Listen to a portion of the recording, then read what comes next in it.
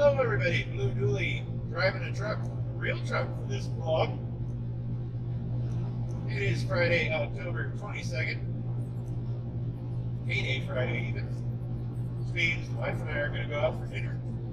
I hope everybody's week went well.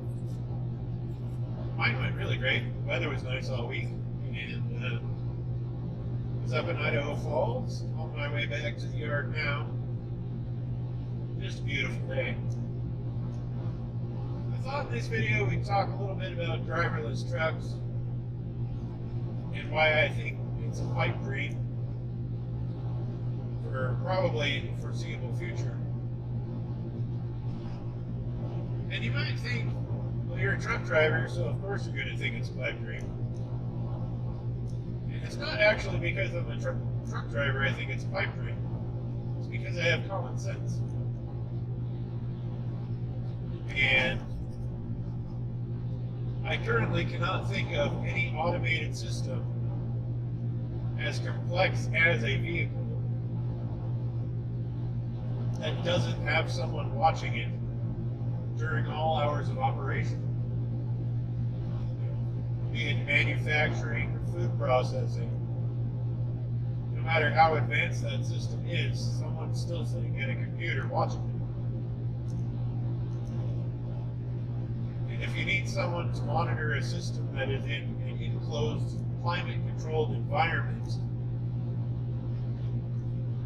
I fail to see how you believe a vehicle that has to deal with temperature extremes from -50 to 210 degrees, like the computer that's bolted to the engine sees, and is basically constantly in a paint shaker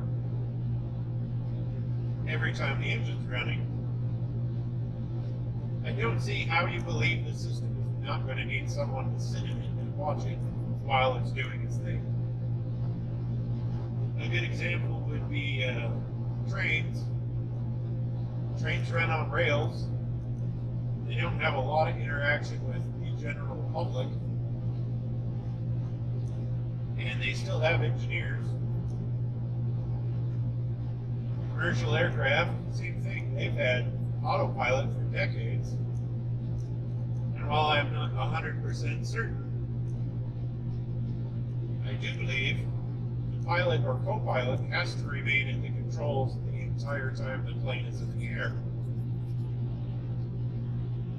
And much like factory or railroad or even ocean-going cargo ships, if they need supervision, even though nothing is near them by miles, I fail to see how you believe a computer in a truck is magically going to be different from all those other automated systems. I just don't know what magic IT fairy dust you're going to sprinkle on the computer of a truck, and poof, the truck doesn't need someone to monitor it.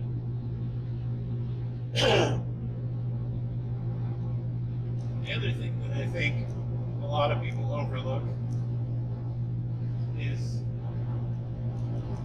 the truck, yes, it can drive itself, and I'm not trying to downplay that as an achievement, because getting a vehicle to drive itself, even under closed course conditions, is a hell of a feat. Getting it to do it on the open road while surrounded by people who may not always be paying attention, that's another thing entirely. But the major thing I think people overlook is the autonomous trucks.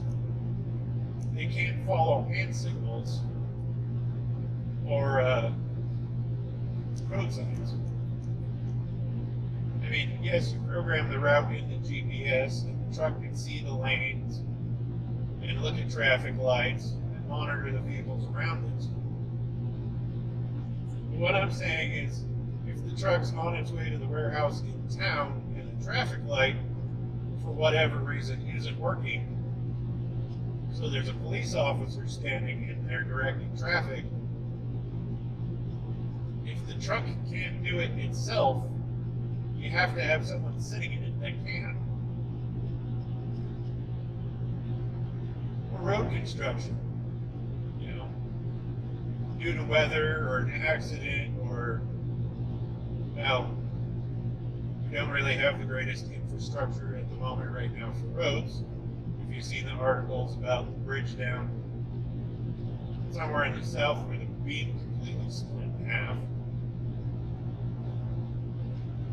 In that instance, I don't know if the truck could follow detour something by itself.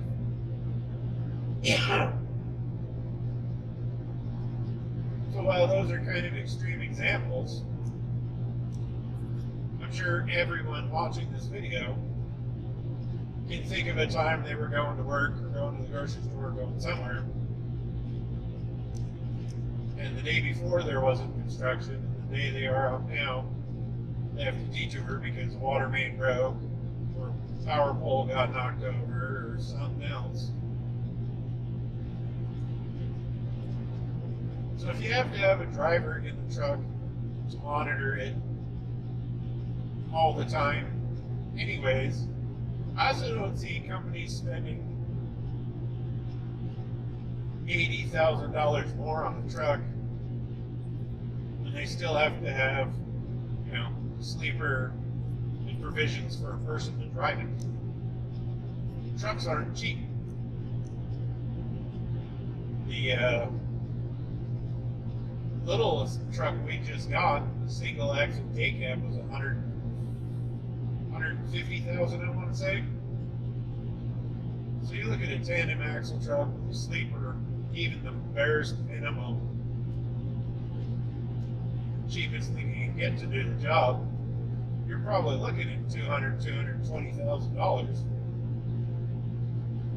I don't know if the companies are going to spend $80,000 or more on top of that to have a computer to drive the truck, but they still have to have a driver to pay the driver, who now is basically a babysitter. And they already want to pay us as little as possible. Not my company. But there are, I'm talking the major mega trucking lines that, you know, you see advertisements. Join us and earn so many cents a mile. Pardon me, but I prefer getting paid by the hour. And Franklin Building Supply pays me pretty good. I have no complaints about my paycheck or my job. And not all trucks, not even all over-the-road trucks, go from major warehouse to major warehouse. You know, a lot of them have multiple stops.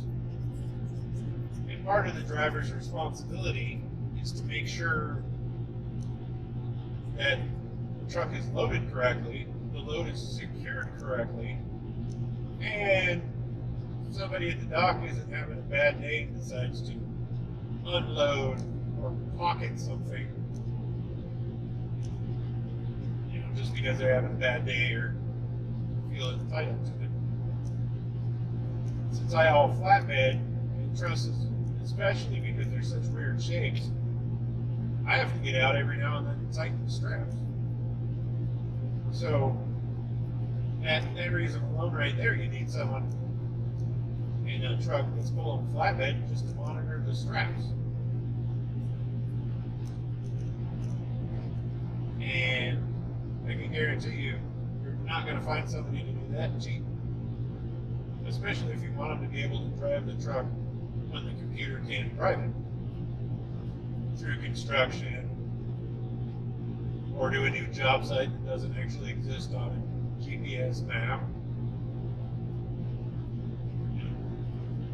There's some subdivisions I've been delivering to for 2 or 3 years now that still don't pull up on Google.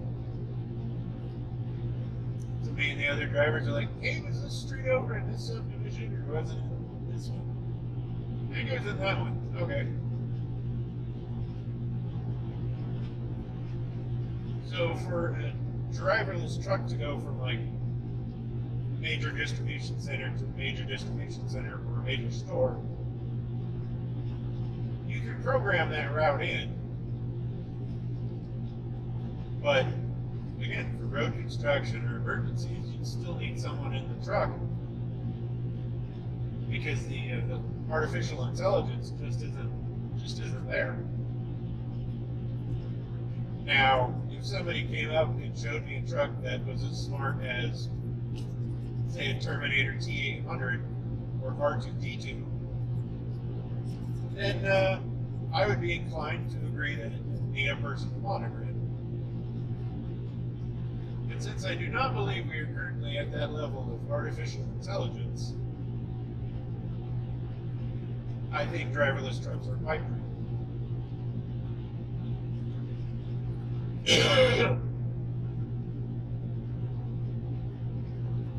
problem with the nice weather is there's still haying, so it's bothering my electrics.